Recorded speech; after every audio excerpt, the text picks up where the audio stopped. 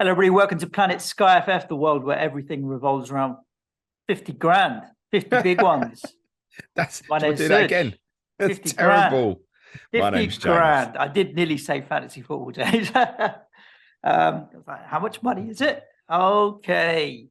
Yeah, Sky Fantasy Football. Again, like the FPL podcast that we recorded earlier in the week, a little bit of a review, not too much in terms of looking forward, because by the time the next game is, and hopefully by the time we record again, we'll have a much longer term picture that's a little bit clearer in terms of the Carabao Cup semi-finals will have taken place, and the FA Cup fourth round will have taken place, and we might have TV fixtures announced for March. And that will really give us a kind of maybe 8 to 10 week picture, as opposed to what we have now, which is the next 4 match weeks. Yeah, I mean, we basically 4 weeks is all we've got at the moment. The March TV fixtures, as per the Premier League's schedule, which if you ever want to find, literally just Google Premier League TV announcement dates, Yes. and you'll find the link.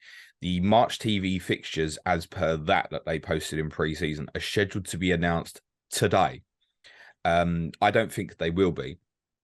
And I'm not convinced that they will be even by the weekend. I think they really might wait till after the FA Cup fourth round weekend.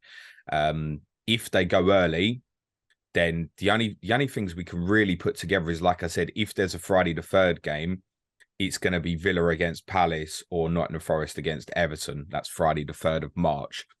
Other than that, it's fairly open for what could happen. It's only an extra 3 weeks that we'll get. And there's no guarantee with that we'll get any additional fixtures, although I suspect something will go in March. For example, I think Liverpool's cup result at the weekend could influence whether they play Wolves probably around about Wednesday the 8th of March as an additional fixture to go in. So I think they might wait till next week. Praise them if they go early, but it might make things a little bit more complicated for them. We'll review what's happened so far, and a fairly, I'd call it almost a fairly standard game week in Sky. How did you do? Oh, the usual, Suj. I'm on 100. I'm on like there's going to be extra. 111 points for the week, but that includes 3 transfers made, which includes the binning of Cancelo and Kyle Walker. Enough. I could say, yeah, sit on it. But got to Sunday, and with them not in the team, I knew that it was the entry point for Arsenal to stock up on them if I wanted to get extras in. So I bought Zinchenko and Odegaard in, and that left me the money to quite comfortably to go from Almiron to, I didn't have Kane, to go and get Harry Kane in on Monday night. I felt that was, having given it more thought, I felt like that was the right thing to do. It was going to be Kane or Mitrovic or both or neither. Decided not to go with Mitrovic and just kind of hang on for Paulinho to cover me for that Fulham Wolves fixture Friday the 24th, which we now know will happen, that's for sure. So I've stocked up on a bit more Arsenal. Where I do like where I'm at, I'm much happy with the team now that I've got those guys. It was just a headache every week with the City guys. To be honest, I've still got Ederson in there. And actually, at the moment, if City kept a clean sheet, that's not going to be, I'm not going to be in trouble. Like, I wasn't in trouble on Sunday. The Ederson clean sheet was fine for me, right? Because the ownership amongst them is so spread. I've now got defensive coverage in a back three from Arsenal and Newcastle. So Zinchenko, Saliba and Trippier. I've got a midfield 5 and a front 2 of Haaland and Kane. I've got 2.5 in the bank. The only issue I really have right now is I intend to do nothing now till Liverpool play Everton on Monday the 13th, single game day. I've got no Liverpool coverage currently, which is a position a lot of people will be in. And obviously the go-to, I guess, is Salah. But the only person I could sell right now to get Mo Salah is Kevin De Bruyne. I'd be just short of moving Rodri to Mo Salah. And Rodri has been, him and Haaland have been the only 2 Man City assets that have been good for me anyway. So I don't particularly want to move Rodri on. That doesn't feel right, moving De Bruyne to Salah when City have got that extra fixture against Arsenal straight afterwards. And it might be that I look at a different Liverpool alternative, maybe to come off Trippier or Rashford briefly, because obviously they're going to blank the following weekend if that's the Carabao Cup Maybe, final. yeah. I mean, we don't know when those fixtures will be moved to though. So no, and it is possible that those fixtures could move into the midweek directly afterwards, dependent on FA Cup 5th round results. So, for example, if Newcastle and Brighton is off, in theory, if Liverpool beat Brighton in the FA Cup 4th round, Newcastle and Brighton could move from its 12:30 slot on Saturday the 25th, possibly straight into Wednesday the 28th or Thursday the 1st, dependent on what those TV selections are for the following weekend. So it could even stay in that kind of exact same game week, if you will, the Friday to Thursday period. So be cautious of that if Newcastle go through in the cup, it isn't guaranteed that suddenly there's no fixture there. It might be even that if Brighton go through and say yourselves, Suj, West Ham lose to Derby in the cup, they might even put the West Ham Newcastle fixture in there. My instinct is they probably won't force it and put a fixture in there, but it is certainly a possibility. In any case, with Trippier and Rashford, they're the only two I'd have for the Carabao Cup weekend, if that's what the final is. And I wouldn't currently be impacted by the alternatives, either Leeds, Southampton, or West Ham versus Nottingham Forest, if those got postponed. So I mean, Trippier and Rashford right now would look at long-term holds currently at their value and stuff. yeah, So I wouldn't be inclined to feel I'd move them on. But obviously, ideally, they might be my go-to to jump on a Liverpool and then jump back off. Because obviously, especially if that Wolves fixture were to get added, as I said, then potentially you've got a period there where there's 4 Liverpool fixtures versus possibly even just one for, say, a Manchester United or a Newcastle. And therefore, it'd be worth just coming off and going back. So madly, it might even be that I consider a Liverpool defender when it comes around. I'm relaxed about it. If I decide I get there and it's got to be Salah, I'll just move KDB on. Fair play. How did that affect your rank? Was that a green arrow or a red arrow? I'm up to 2,700. Right. So considering the amount of transfers I'm down to 20 now. Yeah. So I mean, as I've said previously, and it's not I feel sorry for me. It's just a reality. I'm not doing anything with that transfer count left and what my rank is. I'd probably, arguably, if I could push towards top 500 towards the end of the season with what I've got left, I'd probably be quite happy with that. Yeah, but then, you know my thing, like it doesn't matter. No one's fucking listing my ranks historically or anything like that. So it's all about helping you, boss. Yes, I'm going to become the first manager to win Sky Fantasy Football without using all my transfers. We're going to get to the end of the season. I'm going to have transfers in the bank.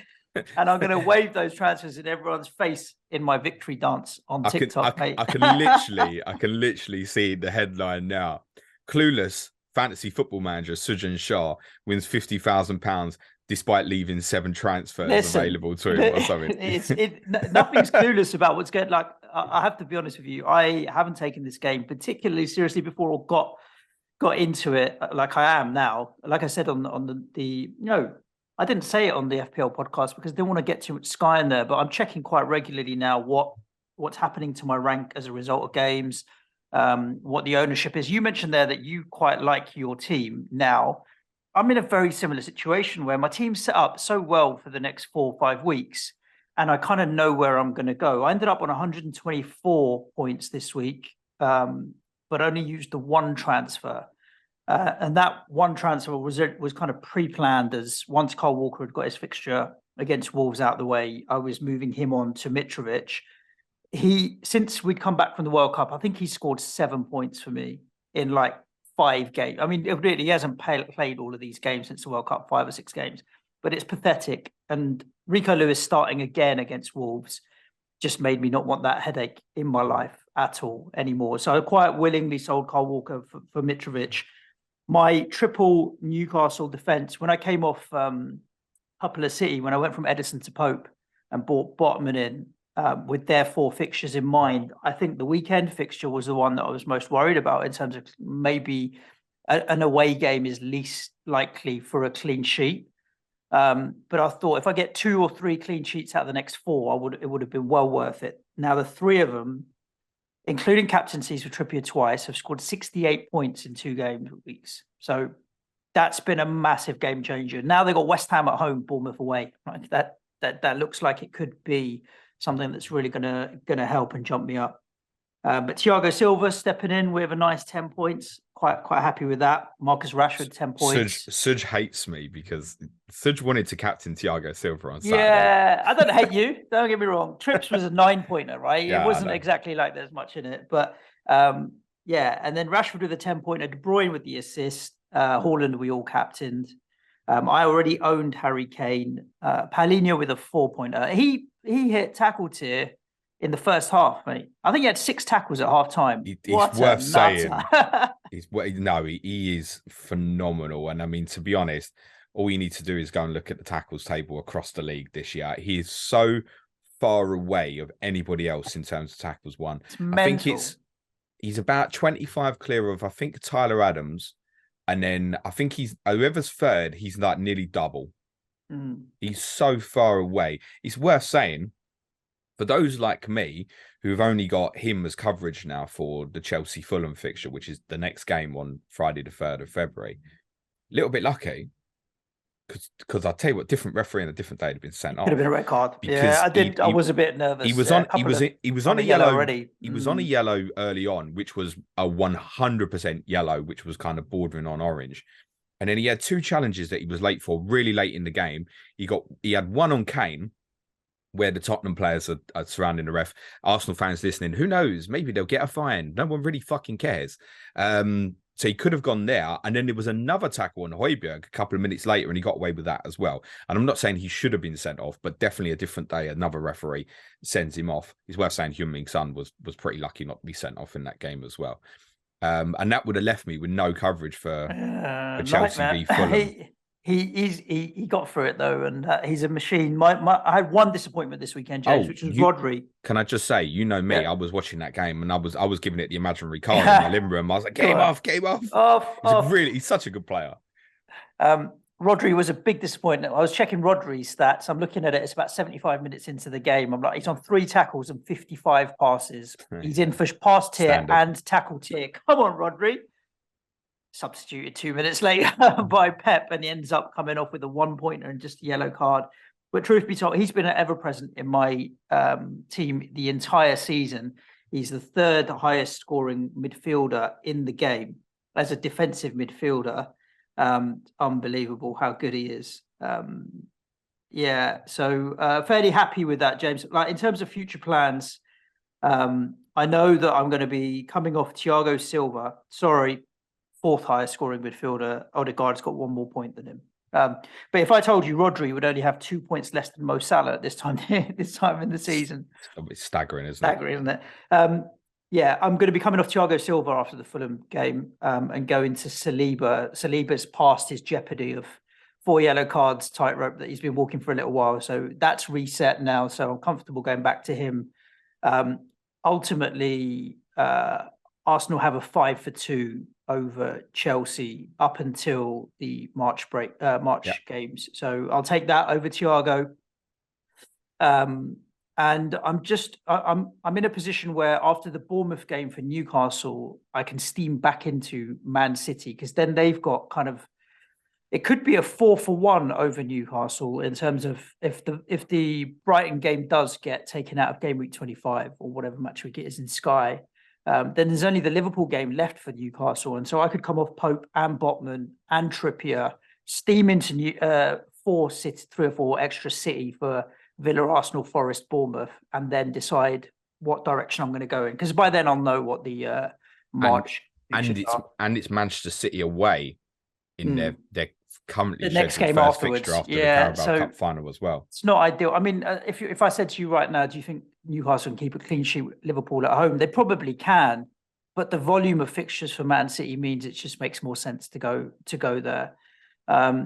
There's a couple of others that I've got my eye on, but I don't think I'm going to quite be able to get to. I think Leeds from the Forest game with the added Manchester United game, they've potentially got 5 fixtures before March. So as long as Southampton go out of the Carabao Cup, and there's some good games in there for them: Forest, Everton, Southampton. But the thing is, where would I go? Possibly Rodrigo, but now that if Bamford's getting fit and they've got the new guy, it's a bit of a tricky one. So I might I might have to leave Leeds, to be honest with you, with Yeah, that period. I think the best kind of most consistent Leeds asset probably remains Tyler Adams. Like, I mean, look, you can punt people like Wilfred Nonto and stuff, but like Sinistera's fit again now, as you've just mentioned. Jorginho Ruta is a really good talent. Their club record signing from Hoffenheim. And you've got Crescencio Somerville is going to be back at some point in the next couple of weeks as well. And I think it really muddies it from a Sky perspective. And the reality is the extra fixture that's gone in there is Manchester United away. Would you be looking at it if that Manchester United away fixture hadn't got added? So, yeah, sure. Look, there'll be temptations, particularly if people have injuries on Saturday the 4th, for example, and you go, oh, I've got 2 immediate Leeds fixtures and I could just chain that to something else next week. But is it going to be for captaincy? When you consider Sunday the 5th, City go to Tottenham after a week's break. So there shouldn't be concerns about the City team like lineup selection in terms of, say, Erling Haaland, for example. And you're not going to captain a Leeds player at Old Trafford on Wednesday the 8th if the fixture goes ahead as well. So I think like if you've got something Leeds, like if you're still sitting on Rodrigo and there's still a decent amount of ownership for him, that's absolutely fine. But I don't think you're going in no. Just a couple of things I wanted to pick up on what you said, Serge. James, I got 2.5 million in the bank. When I sell Thiago for Saliba, I'll have 4 point something in the bank, 4.3 in the bank. What's your formation? I'm more interested in. I'm on a 3-4-3 at the moment. So it's Trippier, Thiago, and Botman at the back. I've got Rodri, De Bruyne, Rashford, Paulinho in the middle, Kane, Haaland, and Mitrovic up top. So think of it like this. I think this is worth considering for you. What have you got in the bank now? 2 point something. 2.5. Okay, fine. Before you make that transfer after the Friday the 3rd. And that's perfectly reasonable, by the way. Thiago Silva to Saliba. The other thing is if Mitrovic is out of that Chelsea game, he opens up every other Arsenal player for you. I could buy Salah, mate. I could go Mitrovic to Salah. We spoke about this. I think wait for the Monday, the 13th. Everton. Because this is your only other entry point to Arsenal. Yeah. So I think, but consider that if you go Mitrovic to be honest, the system you're lined up with is great. If you take me, I'm in a 3-5-2 at the moment, right? And that's why I'm saying currently, if I don't make any moves before Sunday, Monday the 13th when Liverpool play Everton, the only way I can get to Mo Salah is by selling Kevin De Bruyne, unless I make another transfer beforehand. And I have no intention currently of doing that. And that's why I said I may consider Liverpool alternatives when it gets to that point. Because I know there's no way I'm leaving that Liverpool home to Everton. Even if I got a defensive player, I think 10-pointer for one night and then move it on after they play Newcastle, for example. So I'm definitely... New manager bounce, mate. Sean Dyche coming in, parking the bus. Yeah, parking the bus, passing tiers defensively. Exactly. So it sounds more likely that they're going to go rogue with something, although I'm not too sure that many managers... Reportedly, Bielsa said, yeah, I'll take it, but you need to buy fast players before I take it. So could you imagine that? They go and buy fast players. He goes, actually, I don't like them. And then they appoint someone. I mean, they're a basket case at the moment in any case. But yeah, I think you should consider, with Thiago Silva, consider... You may feel different about this once, say, even the March TV fixtures are announced, because you know that Chelsea are going to play Everton on that final weekend because both those teams are out of the cup. And it's a great fixture, right?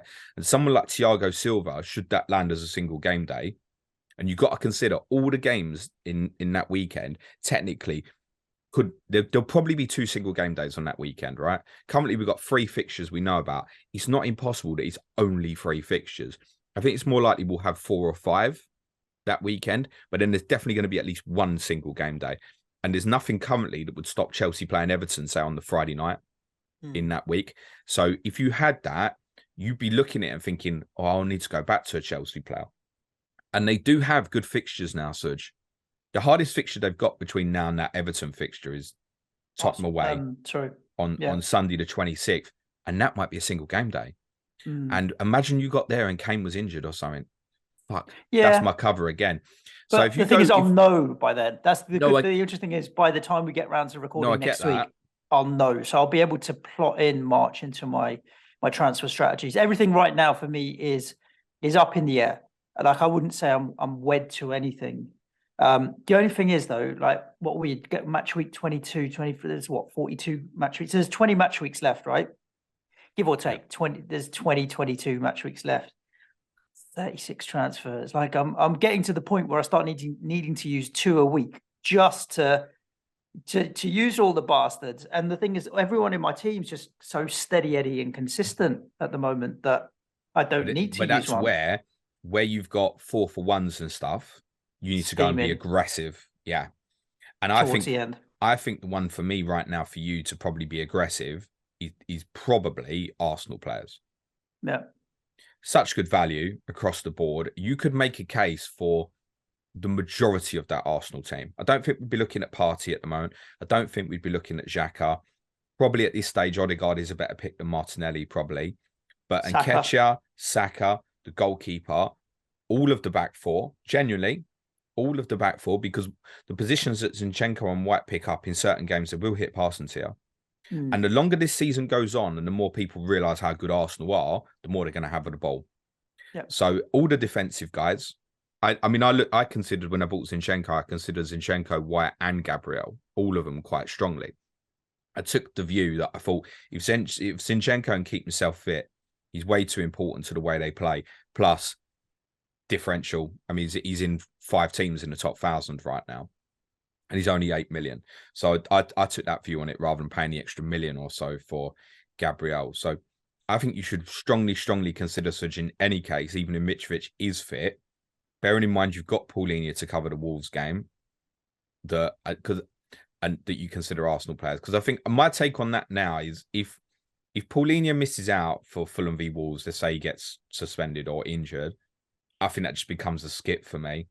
Fulham straight afterwards have got Brentford away, Arsenal at home, and Liverpool away.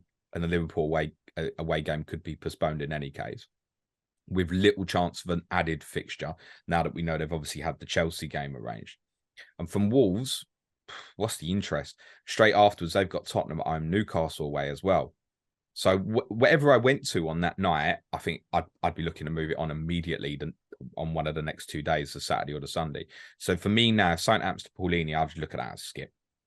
Forget. And I think you should consider that. But then obviously with the amount of transfers you've got, you could make the case to go, well, if I'm going Mitrovic captaincy here, I should probably do it.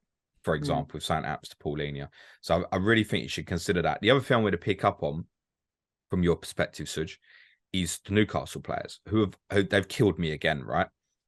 And they're probably going to keep killing me over the next couple of weeks. At least I've had Kieran Trippier as captaincy for their last 2 games, which has helped a little bit to limit the damage. But obviously there's a problem coming up. So your exit point realistically for Newcastle is either after they play Bournemouth on Saturday the 11th, where you go, right, I'm coming off a little bit early and I'm going to jump the Liverpool game, or after the Liverpool game, if obviously the Carabao Cup final happens and the Brighton game is postponed and moved, then you're in a position where you're looking at some teams have got 3-4-for-1s over them, and you can skip the Manchester City away fixture. So I think you need to start hashing a plan, not right now, because it might be that Southampton go to St. James's and win 2-0 next week, but it's very unlikely. You need to start hashing a plan and not make it lastminute.com in your mind. I think it's Man City, straightforward. Bournemouth, after Newcastle play Bournemouth, I'm going straight to Man City for the Villa game. Then if that's it, that's it. And but then what? But after the other side of Bournemouth, I'm going to come out of Man City, depending on what the fixtures look like. So would you be looking at like Pope back to Edison, for example? Pope back to Edison, Botman to Akanji or Aki is the 2. And I'll probably sit and hold Trippier. I don't feel like it's worth coming on. That's perfectly understandable. Yeah, that's my plan at the moment. Although I would say, Suj, in your position with the transfers you've got, you should be aggressive and move that and come back.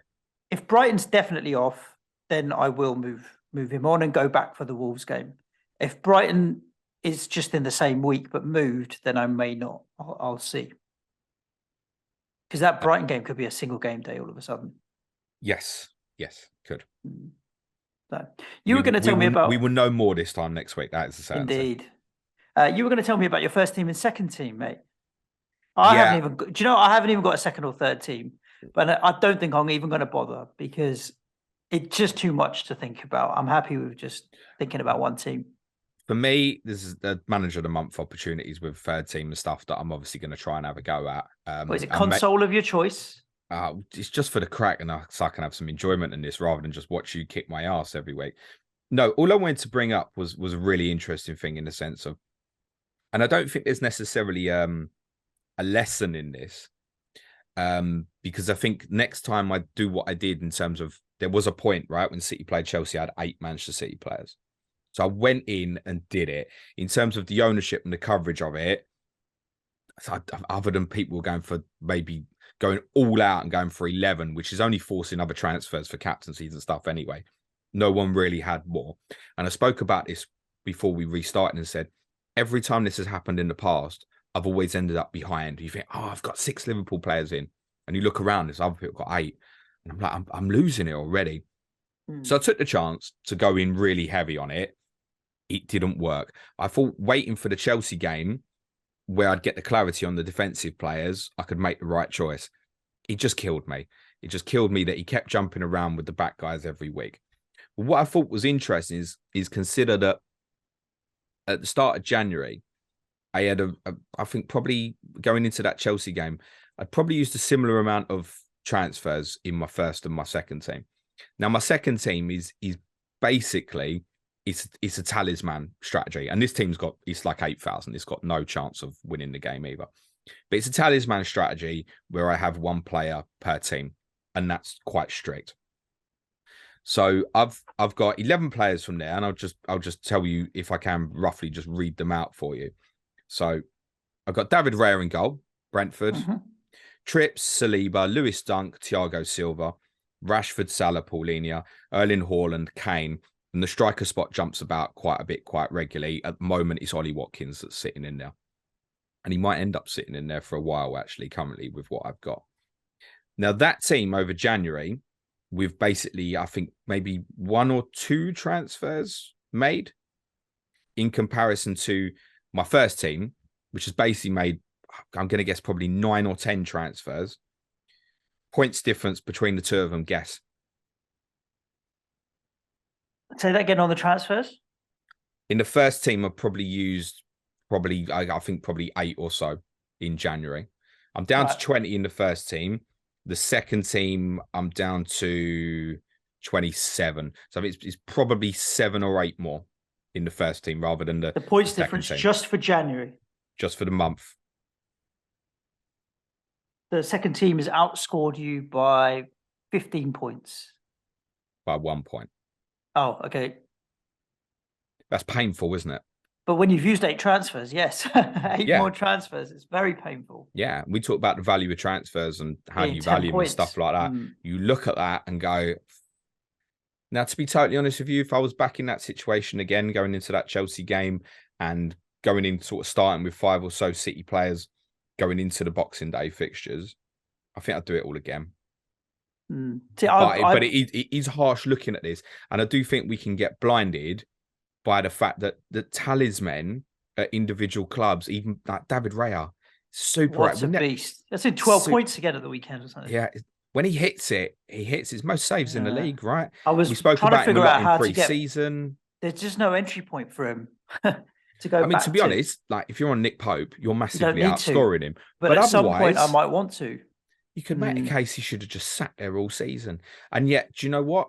If Brentford end up with, say, a single game day against Fulham in the first weekend of March fixtures, it's probably a bad example. Let's say when they go to Everton the following weekend, first thought is, I wonder if I can get Tony in.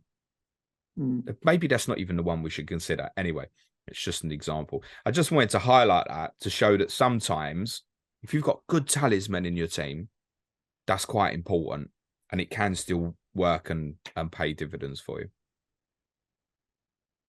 James, I've just opened Twitter to look at the questions, get the questions ready for the question section as soon as you finish. There's no questions.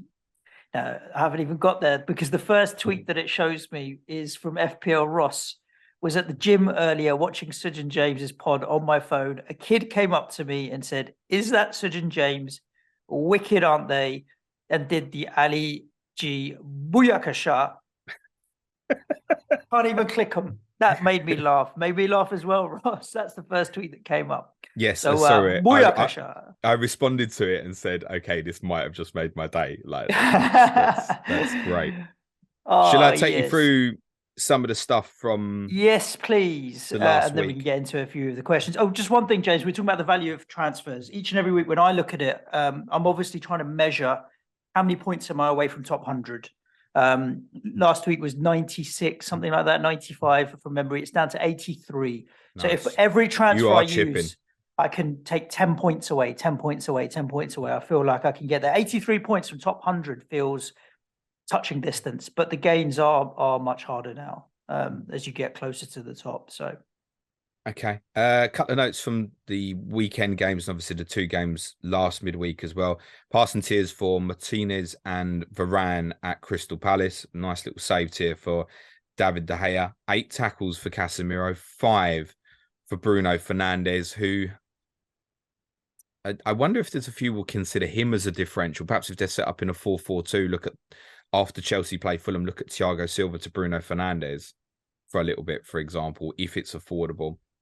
With some decent Palace tiered tackles as well. 6 for Odsonne Edouard, 5 for Will Hughes, though he come out of the team.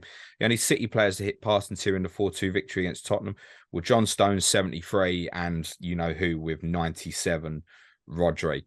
Passing tiers for Manchester City players, we've spoken about this a lot this season. Yes, says the guy who went and got 8 of them. Have been far more inconsistent. Nathan Ake had 6 tackles in that match. Some stuff from the weekend games. No passing tiers for Liverpool against Chelsea, but Benoit Badiashile 78 and Thiago Silva 83. They played a hybrid formation, which they've been doing quite a bit, which moves between a back 4 and a back 3, primarily moving about, sort of Hakim Ziyech playing right wing back and right forward. Obviously, they're not short of trying to buy players at the moment.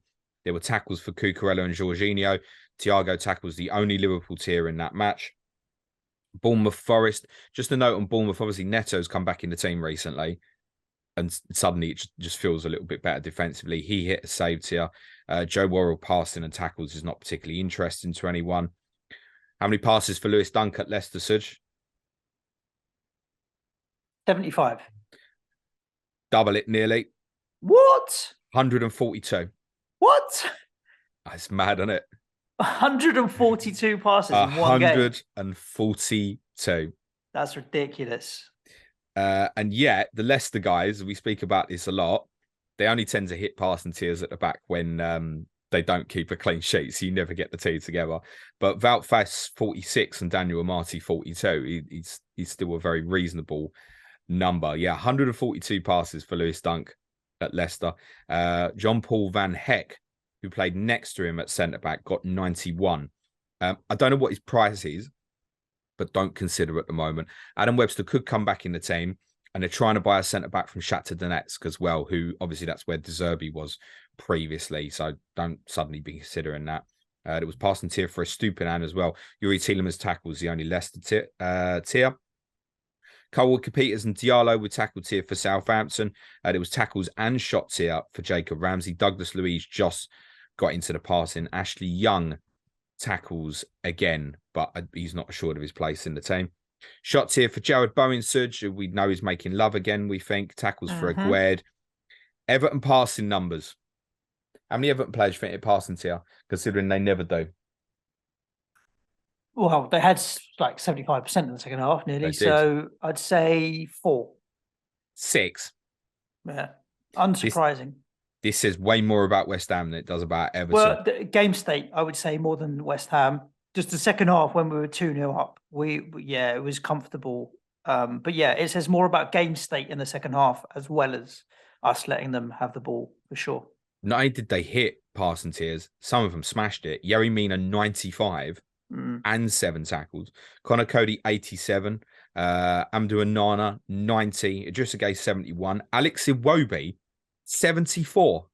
Well, he did play the second half at right back as opposed to a winger, and obviously that's the same side of the pitch as Yerry Mina, so they were basically ticky-tacking to each other for the second half, mate. He also hit tackle tier. James Tarkowski 64 passes. No passing tiers in the Palace Newcastle game. 7 saves for Gator. Tackles for Mitchell, Gay, Decore, and Eze. Trippier and Share in the tackles for Newcastle. Joel Linton, shots on target. No passing tiers in the Leeds Brentford game either. Tackles for Ayling, Tyler Adams, as we'd expect. Christian Norgard, as we often expect. Although, obviously, he's missed a lot of this season with injuries and stuff. And also Rico Henry. Rodrigo did hit shots here. Man City passing tier against Wolves. Have you looked at it, Suj? No. How many do you think hit tier 2? 3-0 victory. 3. None. Wow. I didn't think it was going to be high because like even Kevin De Bruyne, when he got subbed at the same time as Rodri, he'd only made like 40 passes or something ridiculous like that. I mean, to be honest, Rodri's total there of 57, getting withdrawn on 77 minutes. I mean, he's nearly touching, he's normally touching towards 1 pass a minute, normally, Rodri, and he's certainly behind that number. Laporte 60, Akanji 66, Stones 63 were the only ones, and they did all play the 90 minutes. Nathan I thought Collins, you said no passing tiers. 3 of them. No tier 2. Oh, tier 2. Fine. All tier 1. Nathan Collins of Wolves also 60. Max Kilman 58. We've spoken about this a lot this year. Passing numbers for centre backs against Manchester City on the increase. No passing tiers in the Arsenal-Man United game. That's not a surprise because it was very frenetic. Although Saliba 58 and Zinchenko 57. Yeah, I'm not saying I own both of them, but yeah, I own both of them. And Ketcher 3 shots on target. Saka 2. Rashford 2. Wan-Bissaka and McTominay in the tackles. If Wan-Bissaka does stay in the Man United team, which to be honest is playing quite well, but I don't foresee, he can be a tackle monster. We do know that. And finally, from Fulham Tottenham on Monday night, Tim Ream, who I'd said is the only one you should consider if you were looking for a Fulham defender, just hit tier 2, 7. Paulinho 5 tackles, we knew. It was tackles for Anthony Robinson 4, I thought played quite well. Dyer Romero and Emerson Royal all in the tackles, Kane in the shots, and Hugo Lloris 5 saves. Actually had a decent performance in goal for Tottenham. Before we move on to questions, Suj, I'd like to play a little bit of a game with you. Okay. Few trivia questions on bonus points across the season in Sky Fantasy. Which goalkeeper's got the most? David Raya. It is 44. Do you know how many Nick Pope's got? 30. 19. Oh, quite a bit less. Quite a bit. Bloody, it's less than half. 25 points, Suj. Second most for bonus points for goalkeepers. He's Bernd Leno, actually, 36. Jordan Pickford, 33. Who knows? Maybe if Liverpool look a complete mess, I might just get Jordan Pickford in for Ederson. Alisson on 31, interestingly. That's from top 20 goalkeepers.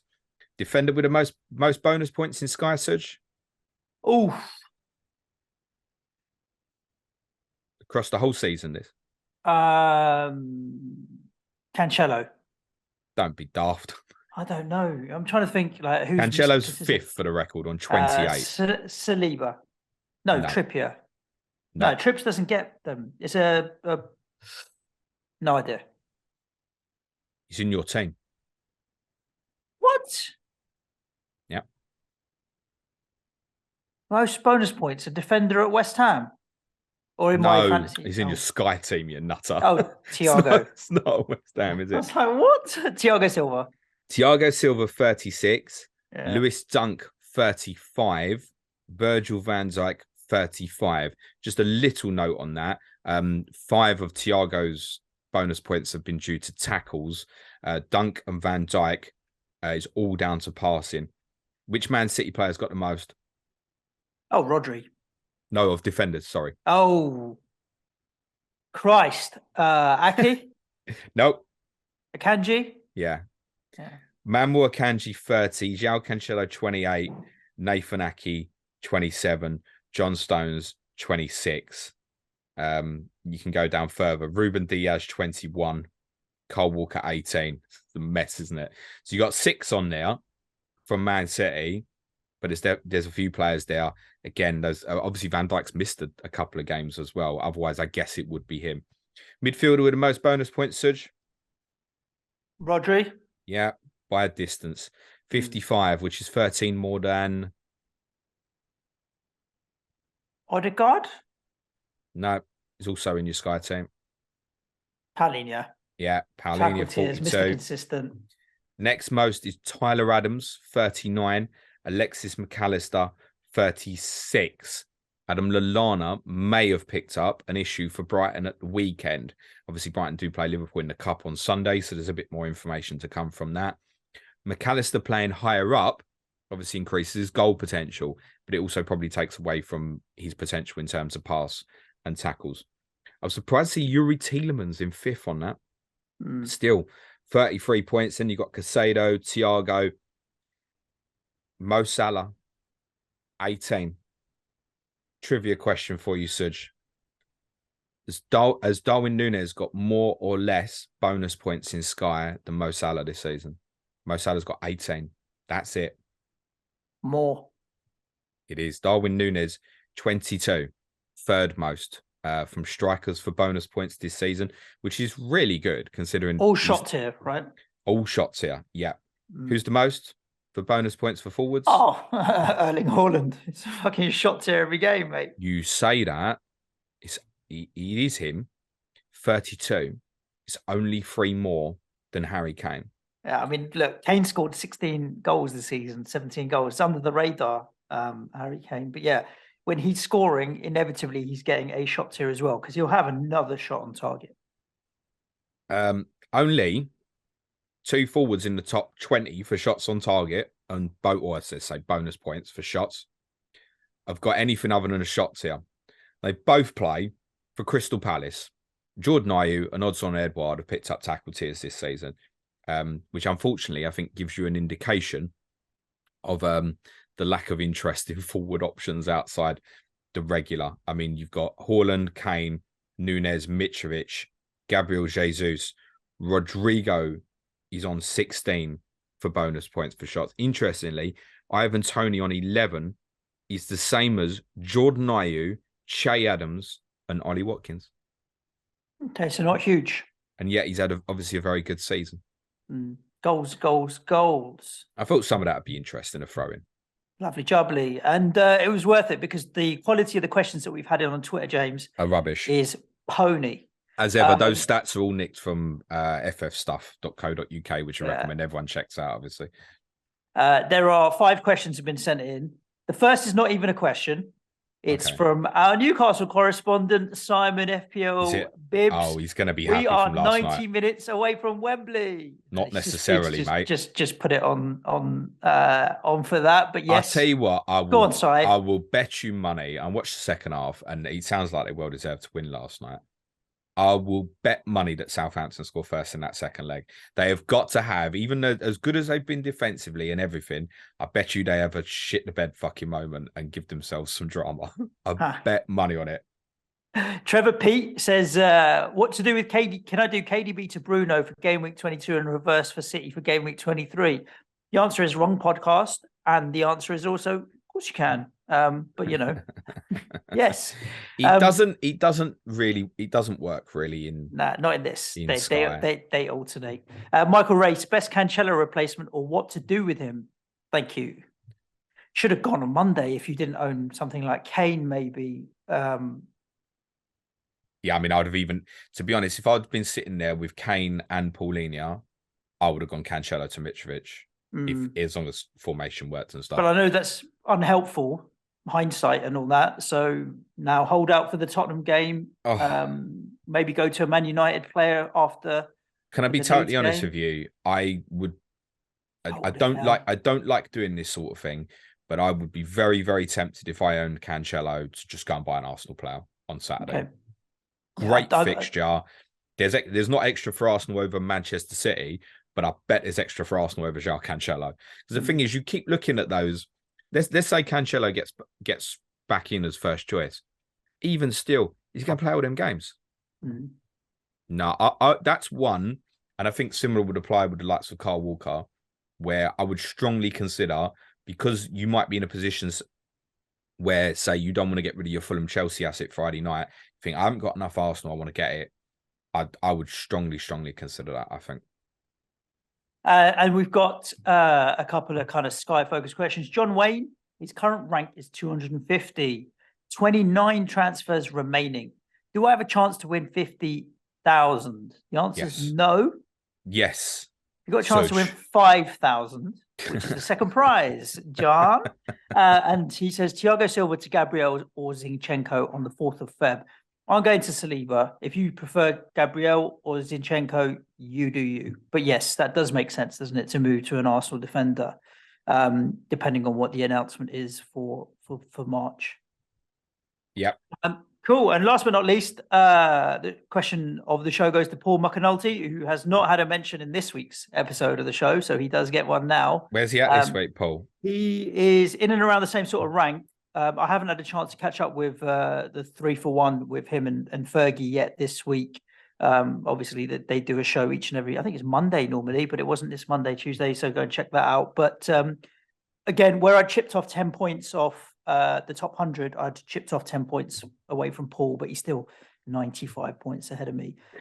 He says, if you were measuring the success of a transfer, where would you end the points comparison of the incoming and outgoing player? When you finally take the incoming player back out all the way to the end of the season, an overhaul, a number of fixed games or other. And I know why Paul's asking this question, James. You may not have seen Hub. He has a spreadsheet now where he's tracking the success of every transfer and the player that he's taken out. And obviously you then decide, well, do I track it for 3 weeks? Do I track it until I sell that player? Do I track it based on knowing that I'm going to move it on and daisy chain to someone else? No transfer has the same mechanism for in and out. That's very because true. you don't know where you're going to get on. So then how do you track it? Yeah. And I guess that's where your question is coming from, Paul, because he's using all of them on his spreadsheet to try and figure it out and then look back retrospectively and figure out which transfers were successful and which weren't. I'd go with don't overthink it, because so I'm in a space right now where most of my transfers have been working out really well. Mitrovic didn't on Monday, but then I wanted him for the Forest home game and the Wolves home game. So that's when I'm going to measure his success. So I'm not really losing sleep over that yet. But not all of your transfers do work out. And I'm waiting for a few of mine to not work out to kind of put me in a different mindset, as opposed to everything I touch is working out all right. I don't know how much value there is in overthinking it, is my point. Couple of things. One, I admitted on this podcast last week that I haven't planned properly for Sky Fantasy this year. So I certainly haven't been doing things like that. I have done in the past. And what I would say with that is that, again, you're absolutely right, Serge, in terms of what you say about mechanisms. So I in terms of measuring it differently. So I'll give you an example. Let's say you didn't get Paulinho till, I don't know, match day 8. Okay.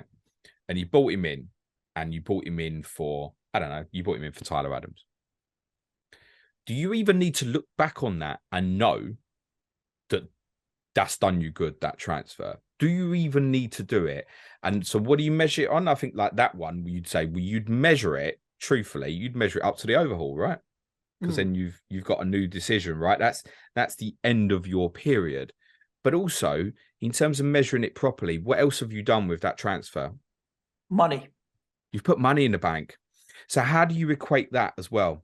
Because that 0.7, I think that's the difference between the two players that you put in the bank somewhere that's been used on something else. And I think that becomes difficult. The obvious easy ones to do is, let's take an example. Let's say that you were going to go Thiago Silva to Gabriel on Saturday, and you wanted to go back from Gabriel to Thiago Silva when Chelsea play Tottenham on Sunday the 26th. And it could be a single game day and stuff, right? If obviously United and Brentford doesn't happen. So over that period, Arsenal have 5 games, Chelsea have 2. But if you're reversing it straight back as well, it's not 1 transfer, it's 2 transfers. So then over that period, are you looking at going, right, what do I want extra over that period? And you probably make this decision. If you know that you're going to go back that way, you start setting your goals. Do I want 25 extra? Do I want 30 extra? Whatever it is. And then when you go back and make the transfer, if you still do, that's a proper review period. But some of them, I mean, let's take, for example, I bought Kieran Trippier the other week, right? Didn't start with an overhaul. This might be a good example. There's every chance Tripp stays there to the end of the season. Now, do I really need to measure that over the player I sold for that whole period? Again, but then maybe cap it at 5 weeks. What are you getting out of that? If you're still keeping the player, what do you get out of it? Mm. You could do that. I think it'd be a sensible thing to do. You could do that. You could cap it at, say, 4 or 5 games, maybe, and then reassess and say, what have I actually made out of this transfer? Was it worth it? Should I have waited an extra week or 2 weeks or so? In someone like Paul's case, the chances are in the majority of his transfers, he's doing it because there's a fixture game. Mm. So to say, oh, you could have waited a week or something, in most cases, you wouldn't have. Mm. So unless you've got, I mean, there will be more of this during the season where, say, if United do really well in obviously Europe, then they're going to play on a lot of Sundays, for example. So there'll be entry points constantly week after week after week. I don't know how you can properly equate it accurately. You have to almost treat every single one differently. If I bought Trippier in for, I don't know, let's say it was probably for John Stones or something, I can't remember. But as I said, what am I doing? Am I measuring that over the whole season? I don't know. It's a difficult one. It's a really good question. Yeah, but I think you have to treat everyone on an individual case. I think the point is that there isn't a right answer for this. I feel like we're being unhelpful, but also, yeah, there isn't a right answer. But I'll be tuning in to see how your kind of spreadsheet works for you in terms of helping you make future decisions, because my decision making's pretty haphazard and in the moment. All 61st, by the way. I've just had a look. Yeah, exactly that. I think. Mate. How many points he got? He did say he'd buy a spear. 1830. Yeah. I know he did. He said he'd buy a few. So let's see. Good luck. We'll make him only buy 1 round with the 5 grand that he wins, and I'll buy the rest with the 50 grand that I'm going to win. Listeners, thank you so much for tuning in to this week's episode of Sky Fantasy Football. Do make sure you're subscribed wherever you're listening to the podcast, because I do think next week we're going to be able to get into a lot more kind of planning when we know a little bit more about fixtures and that kind of thing. So make sure you get notified as soon as any of our future content goes live. If you do play Sky very keenly, you may want to consider joining our Patreon. It's patreon.com/Planet FPL. There's a very active Slack community of Sky managers, a lot that are in the top 1,000 doing particularly well. And most importantly, James's fixture planning spreadsheet that shows the 3-for-1s and 2-for-1s quite well as well. Like, I live by it, and I couldn't play the game without it. And we'd love to have you there as part of the community. It's basically my only good contribution to this game this year. This year. You'll be back next year. Listeners, thank you so much. Look after yourselves. Stay safe and chat for now. Thanks, everyone. Cue music, please, man child.